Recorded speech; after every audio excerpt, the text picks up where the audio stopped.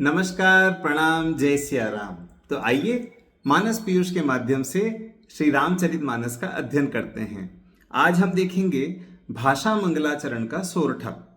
हमने पहले संस्कृत का मंगलाचरण देखा, अब बालकांड में ही मंगलाचरण के भाग में ही भाषा यानी अवधी भाषा से आरंभ होता है और यहाँ पर सोरठा से आरंभ किया गया है। सोरठा भी एक प्रकार का छंद है जिसका एक विशेष लय में उच्चारण किया जाता है। जैसे जो सुमिरत सिद्धि होय, गणनायक करिबर बदन, करौ अनुग्रह सोय, बुद्धि राशि शुभ गुण सदन।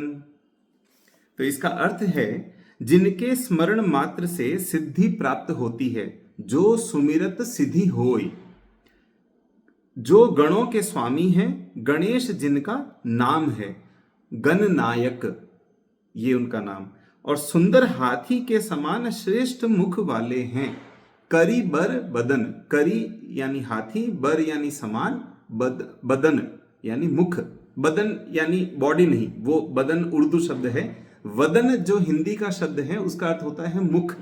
गज वदन भी जब कहते हैं तो वदन का अर्थ होता है मुख। तो यहां पर भाषा में उसको बदन लिखा है, व के स्थान पे ब है।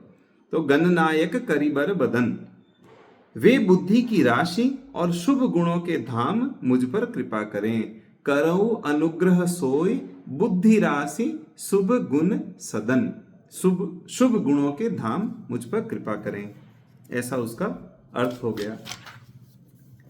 तो यहां पर कुछ जो विशेष समझने वाली बातें हैं कि जो सुमिरत लिखा है इसका यह भाव है कि जप तप पूजन आदि का अधिकार सबको नहीं होता और स्मरण का अधिकार सब वर्णाश्रमों को है।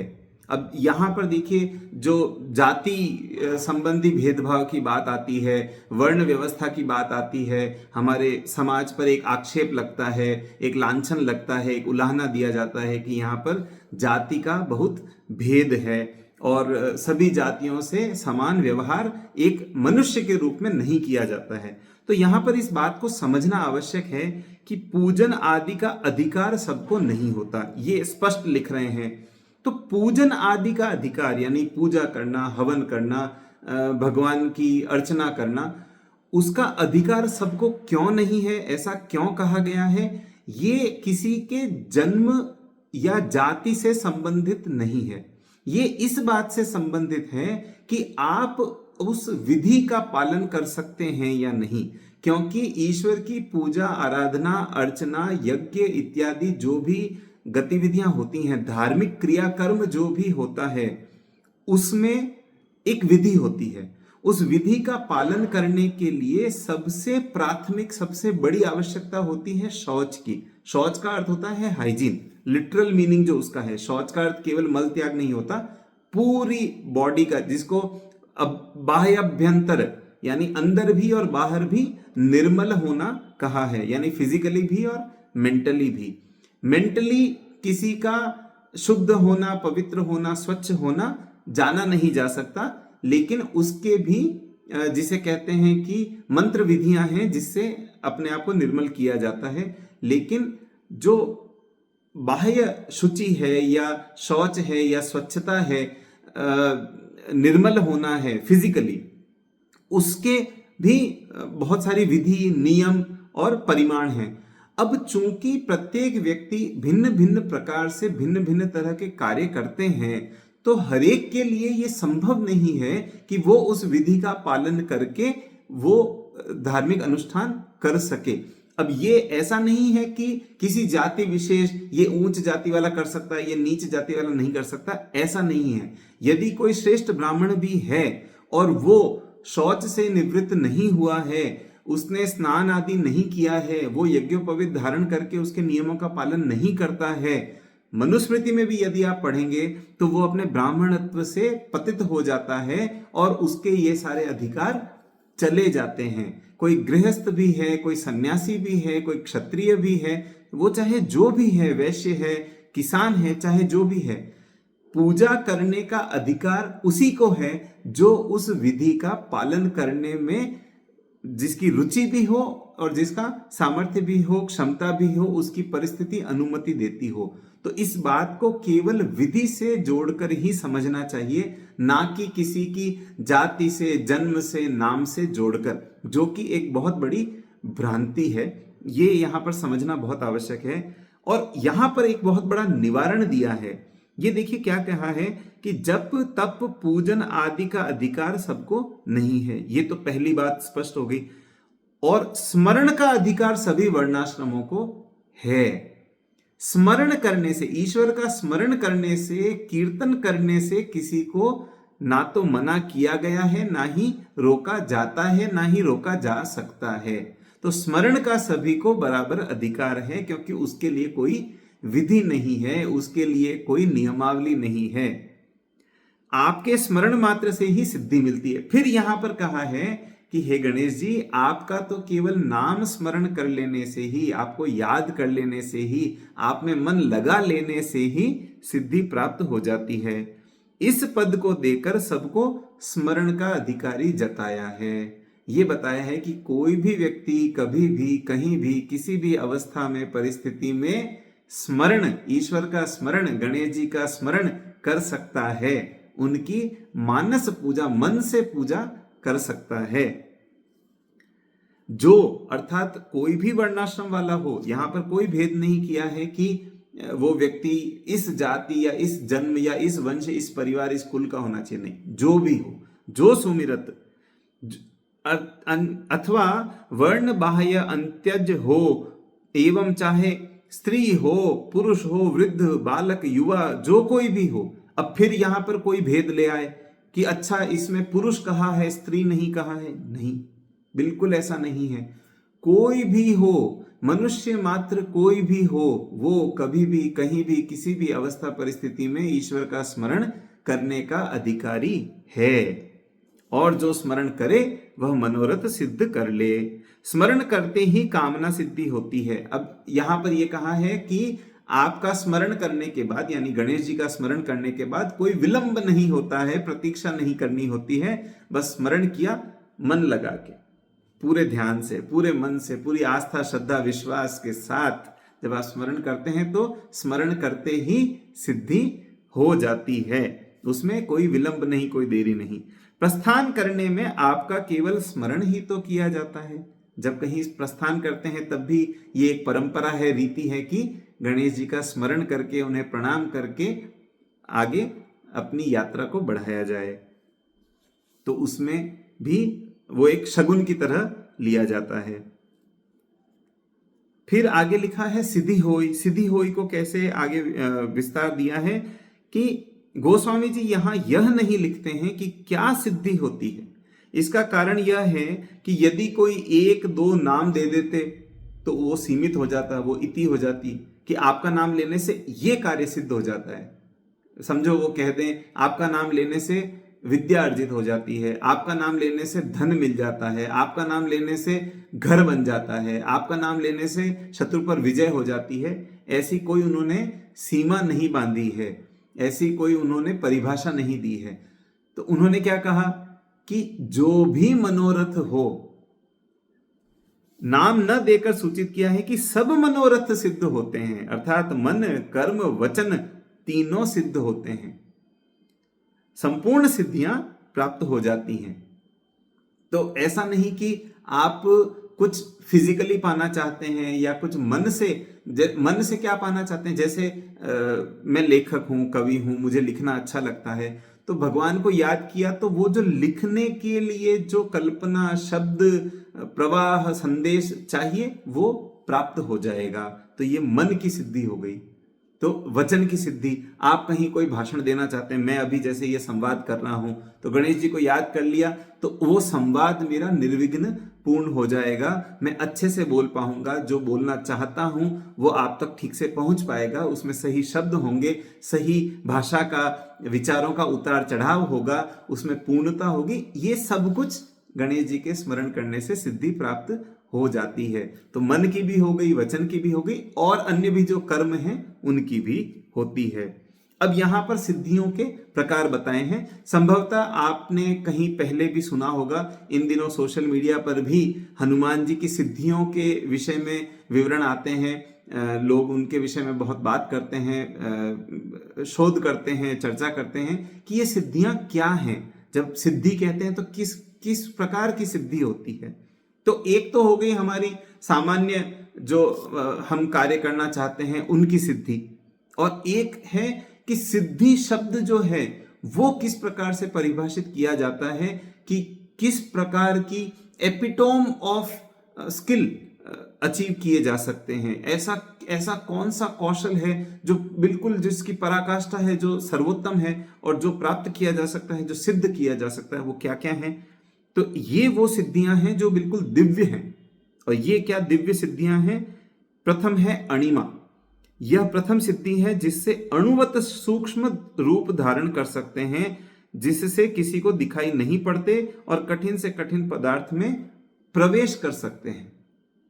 तो हम चाहे बात करें हनुमान जी की, जो कि रामायण में जिनका विवरण आता है, रामायण की जब हम बात करें, संभवतः किसी को भी बिल्कुल ठीक से या सटीक अनुमान किसी के पास भी नहीं है कि रामायण कितने वर्ष पुरानी है, लेकिन बहुत ही सरलता से ये कहा जा सकता है कि जिस प्रकार से हमारे कलयुग, द्वापर युग, त्रेता युग और सतयुग के कालखंड का विवरण आता है, उसके अनुरूप यदि देखें तो संभवतः 10 लाख वर्ष पुरानी भी हो सकती है।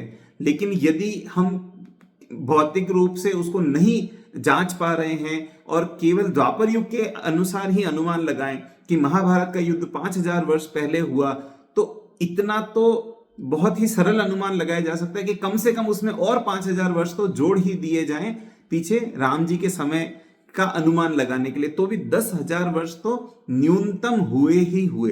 अब 10,000 वर्ष पूर्व की कथा में हनुमान जी में ये सभी सिद्धियां बताई गई हैं। उसी के साथ साथ यदि आजकल देखें तो कल्पना लोक में जो फिल्में बनाई जाती हैं, जैसे कि बहुत प्रसिद्ध होती हैं आजकल हॉलीवुड की जो फिल्में हैं, चाहे हम एवेंजर्स की बात करें या गार्जियंस ऑफ गैलेक्सी की बात करें, तो उनमें जो चरित्र रचे जाते हैं जो कि काल्पनिक हैं, जो कभी किसी ने देखे नहीं हैं, केवल अपनी कल्पना से गढ़ दिए हैं, रच दिए हैं, उनके अंदर इस प्रकार की सिद्धियां हैं। जैसे कि एंटमैन में अणिमा सिद्धि है कि वो बिल्कुल छोटा सूक्ष्म चींटी जैसा या उससे भी संभवतः छोटा वो बन जाता है, जबकि उसकी सभी शारीरिक क्षमताएं फिर भी अक्षुण्ण रहती हैं उस छोटी सी देह में। वो अणु के समान बन जाता है, फिर भी उसमें वो सभी क्षमताएं हैं और वो कहीं भी किसी भी स्थान में प्रवेश कर जाता है। जैसे जैसे हम इन सिद्धियों के नाम पढ़ेंगे, मुझे पूरा विश्वास है कि आपको चाहे कॉमिक्स के हों, चाहे फिल्मों के हों, इसी प्रकार के कई चरित्रों के नाम याद आने लगेंगे कि हाँ, इस चरित्र को इस सिद्धि का स्वामी बताया है और उस सिद्धि के अनुसार ही उसकी पूरी कथा चलती है। उस सिद्धि का उपयोग करके ही वो अपने मनोरथ सिद्ध करता है।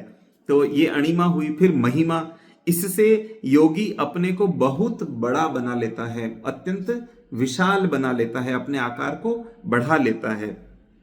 गरिमा अर्थात गुरुत्व, भारीपन, इससे साधक अपने को चाहे जितना भारी बना लेता है।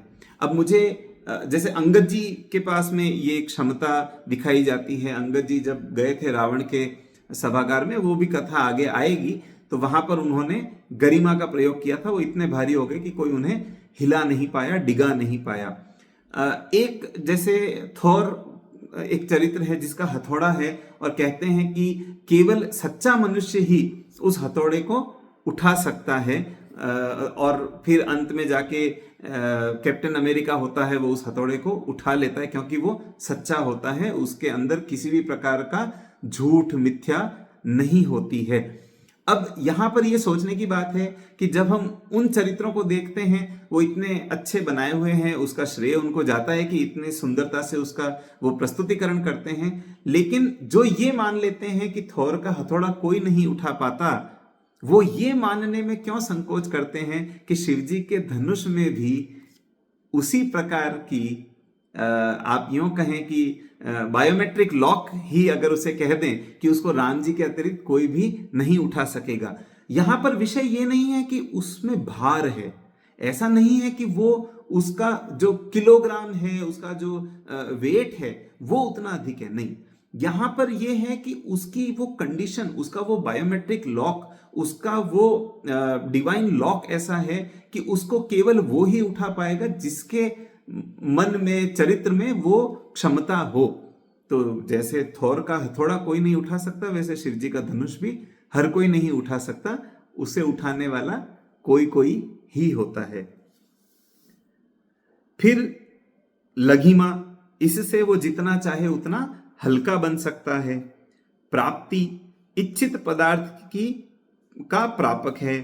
प्राकाम्य, ये अलग अलग सिद्धियां। प्राकाम्य, इससे मनुष्य की इच्छा का व्याघात नहीं, इच्छा करने पर वह पृथ्वी में समा सकता है, आकाश में उड़ सकता है। जैसे हनुमान जी आकाश में उड़ गए थे कई बार। ईशित्व, इससे सब पर शासन सामर्थ्य हो जाता है।